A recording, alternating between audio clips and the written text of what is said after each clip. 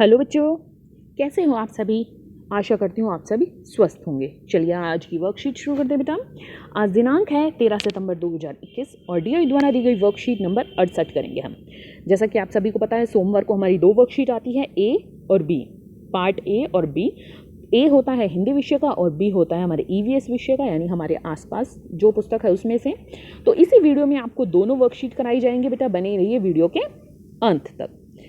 ये है 68 ए 68 ए हिंदी विषय की और कक्षा 5 के लिए। यहाँ साथ में आप अपना सेक्शन लिखेंगे, ए बी या सी।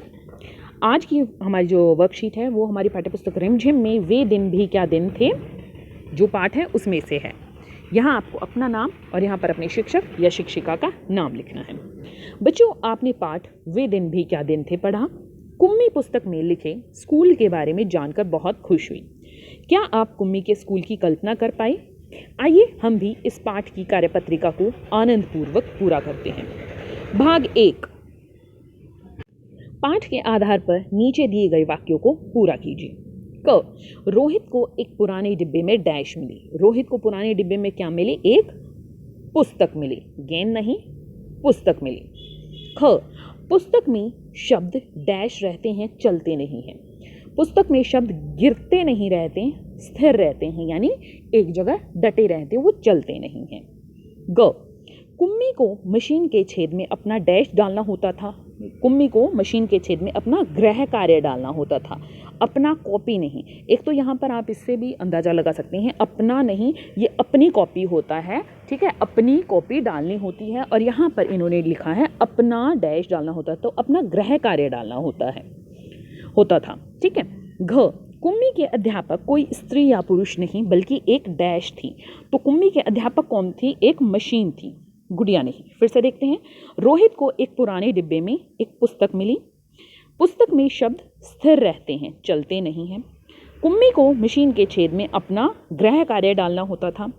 कुम्मी के अध्यापक कोई स्त्री या पुरुष नहीं बल्कि एक मशीन होती। भाग 2, वर्ग पहेली में से स्कूल से संबंधित शब्द ढूंढकर दी गई खाली जगह में लिखिए। तो क्या है वर्ग पहेली को देखते हैं एक बार। देखिए, ये है हमारी वर्ग पहेली। जैसे उदाहरण है, ये बच्चे देख लिए हमने, यहाँ पर लिख लिया बच्चे। फिर स्कूल से संबंधित, स्कूल में क्या करते हैं? मस्ती करते हैं, खेलते हैं, तो मस्ती। और क्या है स्कूल से संबंधित शब्द? यहाँ पर देखिए, अध्यापक,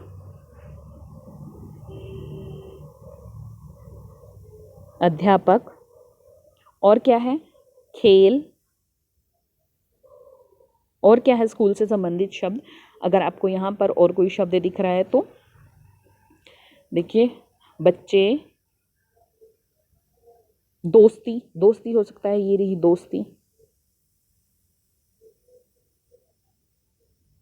दोस्ती, ठीक है। क्या क्या बन गया? बच्चे, मस्ती, अध्यापक, खेल, दोस्ती और इमारत। ये इमारत भी बन गया। यहाँ पर इमारत होती है बेटा, जो हमारी स्कूल की बिल्डिंग होती है उसको हम इमारत बोलते हैं, ठीक है। इमारत होती है कोई भी जगह, कोई भी बिल्डिंग जिसको इंग्लिश में बोलते हैं उसको हिंदी में हम इमारत बोलते हैं। तो अगर आपको कोई और शब्द में मिल रहे हैं तो वो भी आप अपनी कॉपी में लिख सकते हैं। भाग 3, बच्चों, पाठ में कुम्मी ऑनलाइन पढ़ाई करती हैं। कोविड महामारी के कारण आप भी ऑनलाइन पढ़ाई कर रहे हैं। सुदूर क्षेत्र में रहने वाले अपने किसी रिश्तेदार को पत्र लिखकर बताइए कि आपको ऑनलाइन पढ़ाई करते हुए कैसा लगा। तो यहाँ पर आपको अपने जो रिश्तेदार हैं उनको बताना है। यहाँ पर आप दिनांक और रिश्तेदार का पता लिखना है यहाँ पर, ठीक है। यहाँ पर आपको लिखना है नमस्ते। किसको लिख रहे हैं आप? चाचा जी को लिख सकते हैं। तो ये नमस्ते गलत लिखा गया, नमस्ते चाचा जी या मामा जी, जिसको भी आप लिख रहे हैं, नमस्ते चाचा जी। आशा करता हूँ या करती हूँ कि आप स्वस्थ होंगे। इस पढ़ाई के दौरान में या इस कोविड के दौरान में हम ऑनलाइन पढ़ रहे हैं, ठीक है। और ऑनलाइन पढ़ाई में हमें उतना मज़ा नहीं आ रहा, उतना आनंद नहीं आ रहा जितना ऑफलाइन पढ़ाई में हमें आनंद आता था। हम आपस में बच्चों के साथ मिलजुल कर खेल नहीं सकते, पढ़ाई नहीं कर सकते, लेकिन ये बहुत अच्छा है कि हम पढ़ाई से छूट नहीं रहे हैं या पढ़ाई से हमारा नाता नहीं टूट रहा है, हम ऑनलाइन पढ़ाई कर रहे हैं। मैं उम्मीद करता हूँ या करती हूँ कि ये कोविड जल्दी से ख़त्म हो और मैं अपने दोस्तों के साथ फिर से मस्ती कर सकूँ।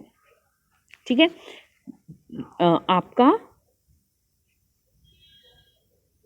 भतीजा,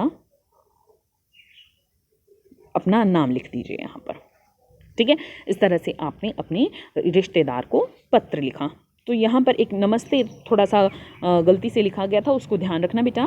आगे देखते हैं। आओ बातचीत करें। प्यारे बच्चों, साथ में दिए गए चित्र को ध्यान से देखिए। आपको क्या लगता है चित्र में दिख रहा व्यक्ति और उसके पास खड़ा खरगोश क्या बातें कर रहे होंगे? अनुमान लगाकर उनके संवाद या बातचीत को जोर जोर से बोलिए और अपनी कॉपी में लिखिए। तो यहाँ पर ये है दर्जी टेलर और ये है खरगोश। तो खरगोश क्या कर सकता है? अरे टेलर भाई साहब, अरे टेलर भाई मेरे लिए एक सुंदर सी ड्रेस, सुंदर से कपड़े बना दो। तो टेलर कहते हैं अरे खरगोश, तेरे कपड़े बनाना तो बहुत मुश्किल काम है भाई, लेकिन मैं कोशिश करूँगा। ठीक है, इस तरह से आप इनकी कोई भी वार्तालाप या बातचीत बना सकते हैं, कोई भी इनकी बना सकते हैं। सेंटेंसेस की ये बातें कर रहे होंगे। मैंने आपको एक उदाहरण दे दिया है। अभिभावकों के लिए सुझाव है कि बच्चों को चिट्ठी लिखकर अपने दोस्तों और रिश्तेदारों से संवाद करने के लिए प्रेरित करें। यदि संभव हो तो बच्चों को पोस्ट ऑफिस के बारे में भी जानकारी दी जा सकती है। तो बच्चों, आपको कार्यपत्रिका मज़ेदार लगी ना? अब बताइए कि आज आपने क्या नया सीखा। आज का कोविड का मैसेज है कि अपने हाथों को साबुन और पानी से नियमित रूप से धोएं, तभी हम कोरोना से बच सकते हैं। आज की वर्कशीट यहीं पर हिंदी की खत्म होती है बेटा। अब देखते हैं ईवीएस की वर्कशीट। तो देखिए, ये है हमारी ईवीएस की वर्कशीट 68B ईवीएस सब्जेक्ट की, क्लास 5 के लिए। यहाँ आपको अपना नेम और यहाँ अपनी टीचर का नेम लिखना है। तो चलिए देखते हैं बेटा आज की वर्कशीट में क्या है। प्यारे बच्चों, हमें एक स्थान से दूसरे स्थान पर जाने के लिए यातायात के साधनों का इस्तेमाल करना पड़ता है। आज हम ऐसे ही एक यातायात के साधन यानी मेट्रो के बारे में पढ़ेंगे। प्यारे बच्चों, दिल्ली मेट्रो की शुरुआत 24 दिसंबर 2002 को हुई थी। दिल्ली मेट्रो से न सिर्फ हमारी यात्रा सुखद हुई है, बल्कि दिल्ली मेट्रो के अनेक लाभ भी हैं, जैसे वायु प्रदूषण में कमी, यात्रियों के समय की बचत और ईंधन की बचत आदि। तो आप देखेंगे कि मेट्रो से हमारा बहुत बड़ा सफ़र भी छोटा बन जाता है और वो सावधान बहुत आसानी से पूरा हो जाता है। भाग 1। आइए दिल्ली मेट्रो के बारे में जानने के लिए नीचे दिए गए चित्रों को पहचानने की कोशिश करते हैं।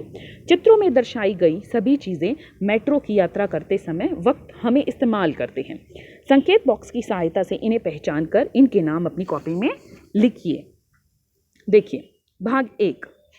देखिए यहाँ पर हमें चित्र दिए गए हैं, ये ठीक है, आप चित्र देख सकते हैं और नीचे हमें संकेत बॉक्स में यहाँ पर ऑप्शन दिए गए हैं कि ये कौन सा चित्र है। अब देखिए, सबसे पहले है ये क्या है? अगर हम इसको ध्यान से देखेंगे तो ये देखिए, ये है हमारा बेटा टोकन। पहला है हमारा AFC गेट, यानी हम यहाँ पर क्या करते हैं, टोकन डालते हैं तब ये गेट खुलता है, बिना टोकन के ये गेट नहीं खुलता। दूसरा है हमारा, देखिए ये है हमारा टोकन। जब हम मेट्रो में सफ़र करते हैं तो हमें इस तरीके का टोकन मिलता है। तीसरा है बेटा हमारा यहाँ पर मेट्रो कार्ड। जब टोकन नहीं लेना हमें तो हम ये मेट्रो कार्ड बनवा सकते हैं और इससे क्या कर सकते हैं, यात्रा कर सकते हैं और इसमें पैसे डालकर यात्रा होती है, यानी जैसे हमारा ATM कार्ड होता है इसी तरीके से ये हमारा मेट्रो कार्ड है। चौथा है ये हमारी है टोकन मशीन। टोकन मशीन क्या होती है, जैसे यहाँ पर ये आप बटन देख सकते हैं, यहाँ पर हमें अपनी जगह का नाम लिखना है कि हमें कहाँ से कहाँ तक जाना है, वो अमाउंट बता देंगे कि इतने रुपए, और फिर उससे क्या करना है, हमें यहाँ से टोकन मिल जाएगा। ये है टोकन मशीन। तो पांचवा है हमारा बैगेज स्कैनर। यहाँ पर हमें अपना बैग रखना होता है, वो स्कैन होकर दूसरी तरफ चला जाता है, तो उससे अगर कोई गलत चीज़ है, चाकू छुरी या सीजर्स या बॉम्ब वगैरह है, तो उसमें यहाँ पर स्कैन होकर पता चल जाता है कि इस तरीके की कोई वस्तु है। छठी है हमारी स्वचालित सीढ़ियाँ, एस्केलेटर्स भी बोलते हैं। ये इनको अपनी आप ऊपर या नीचे, जहाँ नीचे आने के लिए होती है वहाँ इस तरीके से सीढ़ियाँ होती है और ये अपनी आप चलती हैं। तो क्या है, फिर से देखते हैं। ये है AFC गेट, ये है हमारा token, metro card, token machine, baggage scanner और ये है स्वचालित सीढ़ियाँ। दूसरा है प्रश्न 2, मेट्रो यात्रा से जुड़े कुछ रिक्त स्थान दिए गए हैं। संकेत बॉक्स की सहायता से इन्हें पूरा करके अपनी कॉपी में लिखिए। पहला है मेट्रो की गति की दिशा में पहला डिब्बा डैश के लिए आरक्षित होता है। तो मेट्रो अगर इस तरफ जा रही है तो पहला डिब्बा जो होता है वो किसके लिए आरक्षित होता है? वो डिब्बा होता है महिलाओं के लिए आरक्षित, रिजर्व होता है महिलाओं के लिए कि उसमें सिर्फ महिलाएं ही बैठ सकती हैं। दूसरा है महिला कोच में पुरुष यात्रियों के सफ़र करने पर डैश जुर्माना है। पुरुष यात्री अगर उसमें सफ़र करते हैं तो उनके लिए ₹250 जुर्माना है। तीसरा है मेट्रो में यात्रा करने के लिए टोकन प्राप्त करने हेतु डैश का प्रयोग करें। अगर मेट्रो में हमें सफ़र करना है तो टोकन लेने के लिए हमें किसका प्रयोग करना चाहिए? टोकन मशीन का हमें प्रयोग करना चाहिए अगर हमें टोकन लेना है तो। तीसरा। चौथा है मेट्रो में महिलाओं और डैश के लिए सीटें आरक्षित सीटों पर ना बैठें। तो मेट्रो में अगर आपने सफ़र किया है तो उसमें महिलाओं और वृद्धों व विकलांगों के लिए क्या होता है? सीट आरक्षित होती है, यानी यहाँ पर विकलांग या महिलाएं या वृद्ध ही बैठ सकते हैं। पांचवा है ज़रूरतमंदों को डैश प्रदान करें। ज़रूरतमंदों को सीट प्रदान करें, जिनको ज़रूरत होती है उनको हमें सीट दे देनी चाहिए।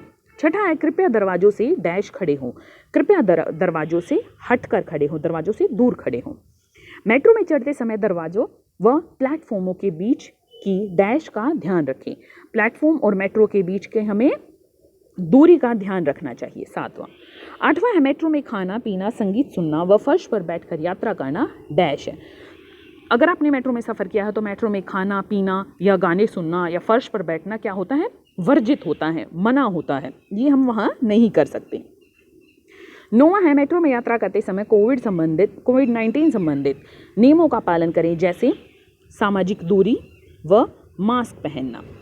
तो देखिए बेटा क्या है, मेट्रो की गति की दिशा में पहला डिब्बा महिलाओं के लिए आरक्षित होता है। महिला कोच में पुरुष यात्रियों के सफ़र करने पर ₹250 जुर्माना है। मेट्रो में यात्रा करने के लिए टोकन प्राप्त करने हेतु टोकन मशीन का प्रयोग करें। मेट्रो में महिलाओं, वृद्धों व विकलांगों के लिए आरक्षित सीटों पर ना बैठें। ज़रूरतमंदों को सीट प्रदान करें। कृपया दरवाजों से हटकर खड़े हों। मेट्रो में चढ़ते समय दरवाजों व प्लेटफॉर्म के बीच की दूरी का ध्यान रखें। मेट्रो में खाना पीना, संगीत सुनना व फर्श पर बैठकर यात्रा करना वर्जित है। मेट्रो में यात्रा करते समय कोविड-19 से संबंधित नियमों का पालन करें, जैसे सामाजिक दूरी व मास्क पहनना। तीसरा प्रश्न है DMRC का पूरा नाम पता करें व दिल्ली की सभी मेट्रो लाइनों के नाम अपनी कॉपी में लिखिए। तो बेटा यहाँ पर DMRC की फुल फॉर्म मैं आपको बताती हूँ। तो DMRC की फुल फॉर्म है दिल्ली, इसको मैं दूसरे रंग से लिख देती हूँ ताकि वो ज़्यादा क्लियर हो। दिल्ली मेट्रो रेल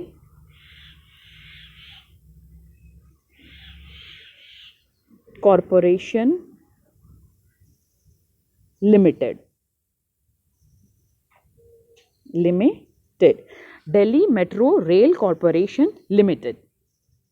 और इसका जो यहाँ पर बेटा ये है दिया है कि मेट्रो लाइनों के नाम, तो यहाँ पर इसकी मदद के लिए मैं आपको दिल्ली का मेट्रो का मैप दिखाती हूँ। देखिए, तो ये देखिए बेटा, ये है दिल्ली मैप।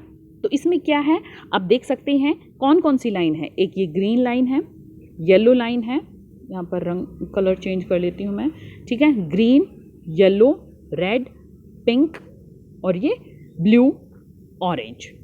तो ये हमारी लाइनें हैं। यहाँ पर red line, yellow line, blue line, green line, violet line, orange line, magenta line, pink line और ग्रे लाइन, और ये और जो लाइंस हैं वो अंडर प्रोसेस है अभी कुछ लाइंस। तो इन लाइनों के आपको नाम लिखने हैं। अब आगे देखते हैं बेटा। तो यहाँ पर इसकी DMRC की मैं फुल फॉर्म फिर से बता रही हूँ, दिल्ली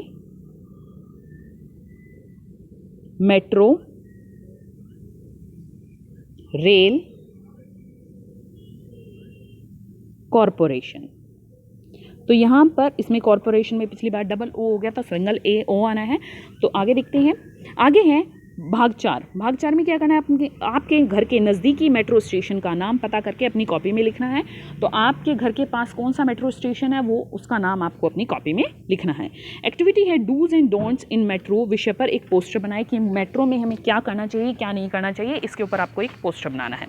अभिभावकों के लिए सुझाव है कि बच्चों के साथ दिल्ली में मेट्रो के महत्व पर चर्चा करें कि दिल्ली में जो मेट्रो है उसका क्या हमें लाभ है या उसका क्या महत्व है।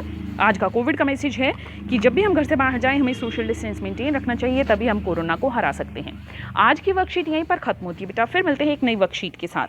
तब तक के लिए अपना ध्यान रखना। धन्यवाद।